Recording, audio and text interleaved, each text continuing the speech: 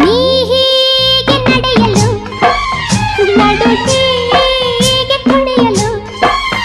18 ವಯಸ್ಸಿನ ಹುಡುಗನ ಆಗಿದೆ ನೀ ಹೀಗೆ ನಗುತ್ತಿದೆ ಜೊತೆಯಾಗಿ ಬರುತ್ತಿದೆ ಆನಂದ ತರುತ್ತಿದೆ ಹುಡುಗನೇ ಎಂದಿಗೂ ರಂಪಂ ರಪಂಪ ರಂಪ ಪಂಪ ರಂಪ ಪಂಪ ರಂಪಂ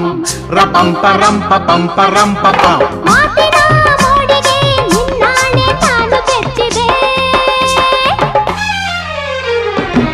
ನಿನ್ನಂಥ ಮಗಳು ಇಲ್ಲ